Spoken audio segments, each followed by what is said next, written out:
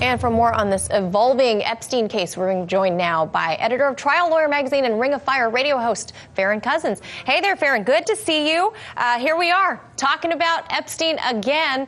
So he was due in a Manhattan courtroom today for this bail hearing. We're getting word that he'd be willing to post $100 million for bail. But prosecutors are arguing that he's a flight risk and that he should remain behind bars awaiting trial. What are your thoughts?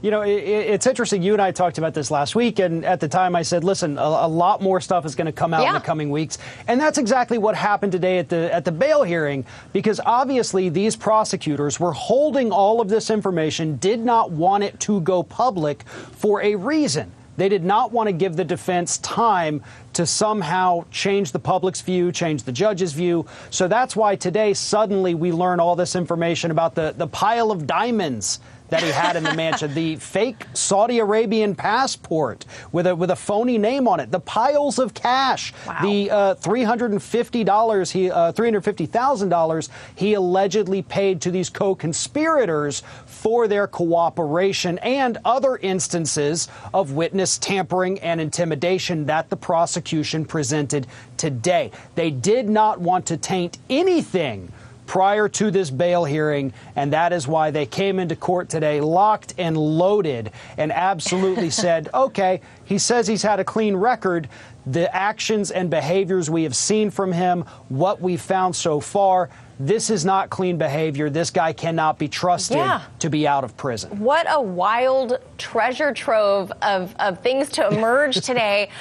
Among them, a few Epstein victims have now come forward saying that he should wait behind bars, that he's a threat to the community. The case against him appears to be getting stronger here, Farron.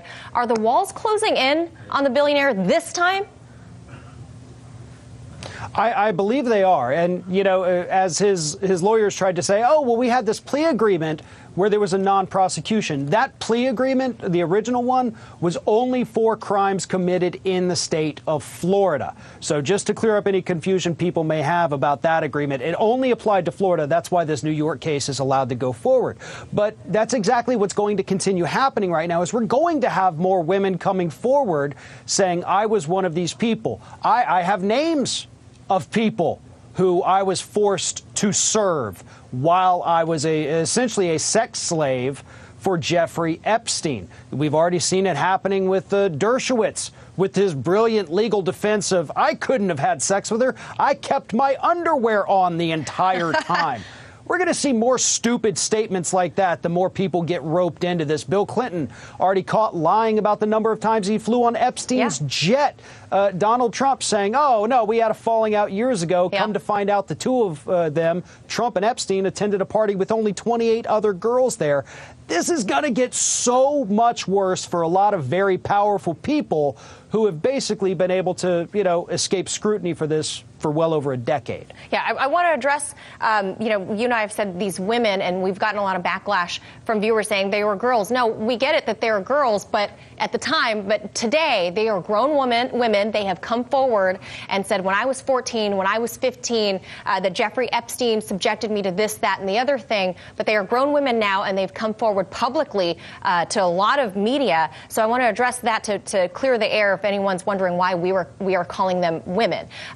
Now, Trump's labor secretary, Alex Acosta, resigned last week amid all this pressure for him to resign because of that sweetheart deal that he brokered back in 2008 down in Florida, where you are.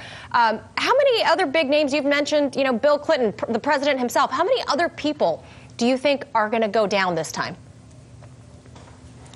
Well, it's going to be very interesting. I wish I could put a number on it. I wish I had more names to speculate about. But you have to keep in mind, too, we've seen a lot, just good God, just this past, 7, 8 months, we have seen so much happen here in the state of Florida, especially down in the Palm Beach area, near Mar-a-Lago, all of that, where all of these big name people, Robert Kraft with the massage parlor, this area in Palm Beach we're talking about, this is a hotbed of political, powerful, wealthy people. So it is likely that there's going to be other big names. But as of right now, anything I say would be pure speculation based on just who's ever been to Palm Beach. So I I'm almost excited, I guess, to see this play out because, again, we have seen so much corruption, so much disgusting behavior for too long from the millionaires and billionaires in this country. And it is a little bit rewarding. You do feel good about it watching these people finally go down for this disgusting behavior. Yeah, kind of a funny, weird remark coming from world-renowned attorney Alan Dershowitz, of all people, to say this couldn't happen. You can't help but laugh. Farron Cousins, always appreciate you spending some time with us. Thank you.